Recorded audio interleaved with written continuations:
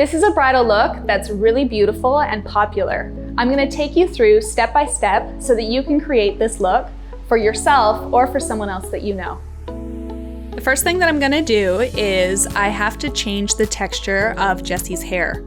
I'm planning on curling her hair completely by using a curling iron. So I'm removing all of the tangles and I'm going to begin by sectioning Jessie's hair from center all the way into center back.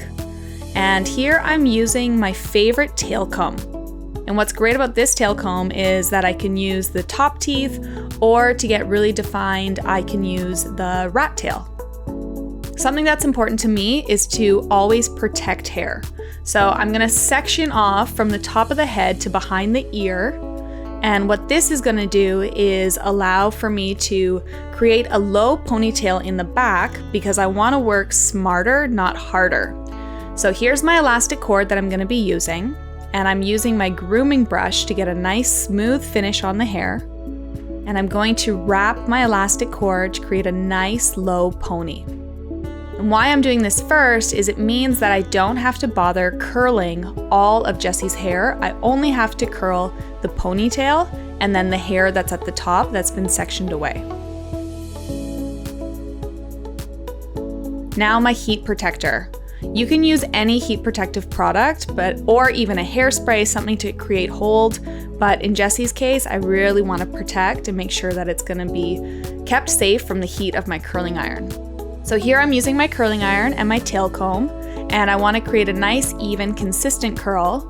And because I'm going to curl the back of the head first, these curls are going to be held in place with my aluminum setting clips. In order for all of my curls to look nice and consistent, it is important that the sections that you take are all around similar size. And here I'm using my rat tail because I can get in nice and close and create those nice even sections. Here I'm using a Marcel curling iron, which is a very classic curling iron that hairdressers use, but you could be using any tool that you wanted that you felt more comfortable. So a curling rod or a flat iron for a flat iron curl. It's just important that you have an even curl consistency or whatever the texture is. And once more, you'll see I'm just gonna go ahead and I'm going to use my aluminum setting clips, which add no weight to the hairstyle at all.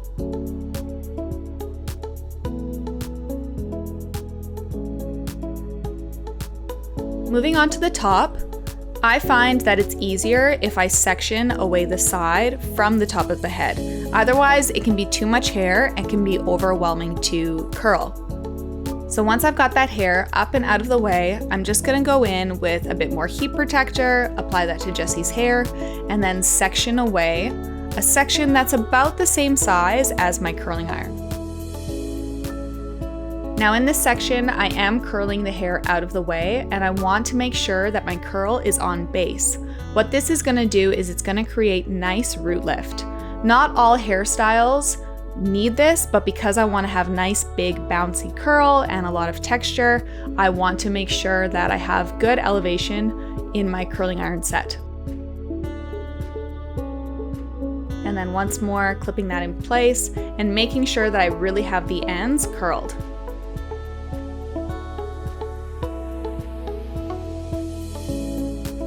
Moving on to the other side, I'm going to do the exact same thing. So applying my heat protector and then subsectioning the top of the head from the side of the head. And because I'm using my favorite tail comb, I can get those sections nice and clean and the hair out of the way with efficiency. And you'll see here I'm curling the hair in the exact same way. So the ends of the hair should be at the bottom and not at the top when you clip the hair. This is important because if you don't clip the hair properly, it can also destroy your hair set. Moving on to the top. Once more, just making sure that I have heat protector, and then moving along the top, I'm gonna take horizontal sections.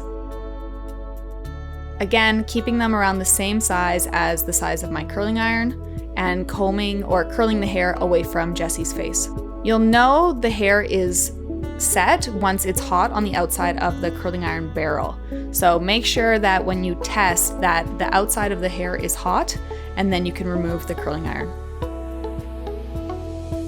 And it is important to remove any little tangles from the hair before you curl it. If not, you're gonna have a hairstyle that might have tangled ends or just look frizzy.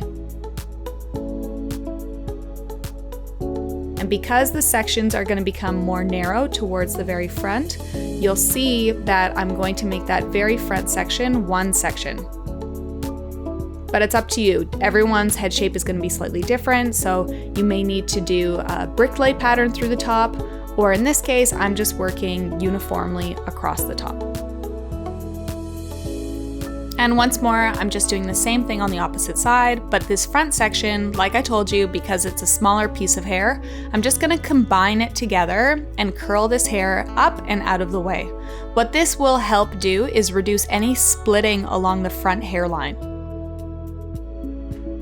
And you can see I'm working side to side, and my sections are pretty much the same from side to side.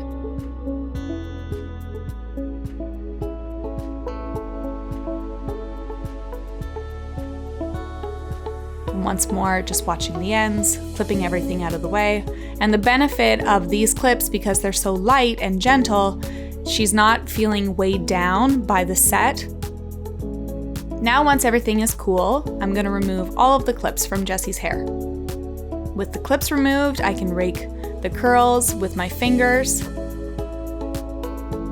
And because it is a nice soft set, you'll see there aren't really any indentations or heat marks. And again, just raking through and then using a very light hairspray to help hold the hair or help mold the hair into place. And I'm using my clips again because they really act as sort of like another set of hands to hold that hair in place. And I'm working with Jessie to make sure she likes how the front looks. Now that we like the front, we're gonna move on to the back. Now here, I'm using my wide tooth tail comb just to help smooth and distribute those curls across the back. Once more, holding them into place with my clips. And then I'm going to use small elastics to help me move the rest of the hairstyle into place. So here I'm using my elastic, and I'm just going to take the hair into 3 sections. And what this will do is it's going to make it very efficient for me to create a hairstyle. So I've got 2 on either side, 1 in the center. That top piece, I'm gonna clip up and out of the way, making room for me to pin the other pieces underneath. Now I like to use these big jumbo U-pins, and I like to hook it through the elastic. And then what I'm doing under here is I'm looking for that original ponytail where I've already used the elastic cord to hold Jessie's hair in place. And then once more, I'll do the same thing on the other side. And what this does is it eliminates the use of a lot of hairpins or bobby pins. And then lastly, I'm gonna do the same thing at the top piece.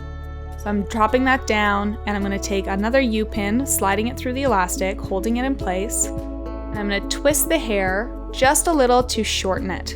And then once more underneath, I'm looking for where I have the base of the hairstyle, and I'm just gonna pin that through. I like to use a little bit more hairspray just to hold everything in place.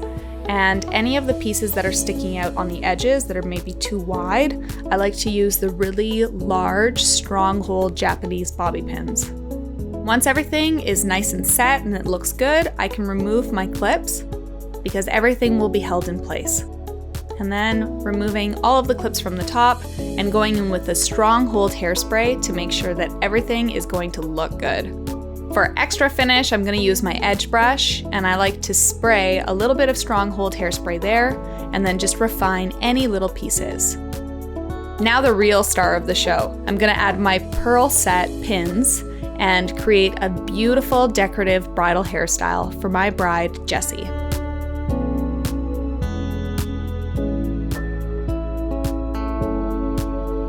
Looks like she loves it, and I hope you do too.